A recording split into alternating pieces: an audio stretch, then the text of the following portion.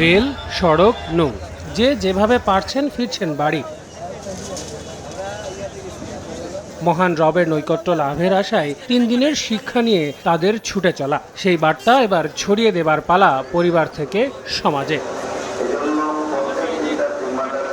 ইসলামের শান্তির বাণী এবং বিধানগুলো মানুষের দুয়ারে পৌঁছে দেওয়ার শিক্ষা নিতে এসেছিলেন টঙ্গীর তুরাগ তীরের বিশ্ব ইজতেমায়। মহান রবের কাছে নিজেকে কবুল করার ফরিয়াদ জানিয়েছেন মুসল্লিরা। আল্লাহ পাক চারদিকে চতুর্পাশে দেখতেছে, আমরা 5 ওয়াক্ত নামাজ পড়তে হইব এবং কি আপনার দিনের খেদমত করতে হবে, মানুষকে দাওয়াত দিতে হবে। আশা করছি আল্লাহ যেন এই পথে একবারে নেয়। এখন এইখানেই থাকবো, আমি একেবারে শেষ করে তাবাদে যাব।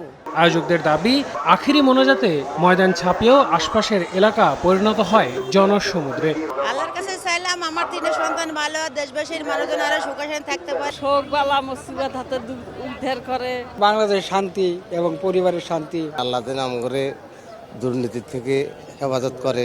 আখেরি মোনাজাতের কারণে শনিবার মধ্যরাত থেকে যান চলাচল বন্ধ থাকায় ভোগান্তিতে পড়েন শিক্ষার্থী ও চাকরিজীবীরা। ছুটির দিনে এমন আয়োজন রাখার দাবি তাদের। মহাখালী অফিস এই আধা ঘন্টা ধরে দাঁড়ায় আছি, পর্যাপ্ত গাড়ি নাই, প্রায় 15-20 মিনিট ওয়েট করতেছি। কুর্মিটোলা জেনারেল হাসপাতালে যাব, আমি ওখানকার সিনিয়র স্টাফ নার্স, কিন্তু কোনো গাড়ি পাচ্ছি না এখনো। এদিকে ইজতেমা উপলক্ষে যাতায়াতের সুবিধায় অতিরিক্ত 6টি ট্রিপের মাধ্যমে যাত্রী সেবা দিয়েছে মেট্রো রেল কর্তৃপক্ষ।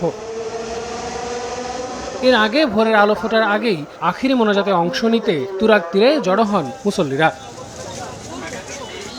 সর্বকালের সর্বশ্রেষ্ঠ মহামানব হযরত মুহাম্মদ সাল্লাল্লাহু আলাইহি সাল্লামের সম্প্রীতির বার্তা এই বিশ্ব ইজতেমার মধ্য দিয়ে ছড়িয়ে পড়ুক প্রতিটি মানুষের হৃদয়ে, এমনটাই চাওয়া আয়োজক থেকে শুরু করে অংশগ্রহণকারী সবার।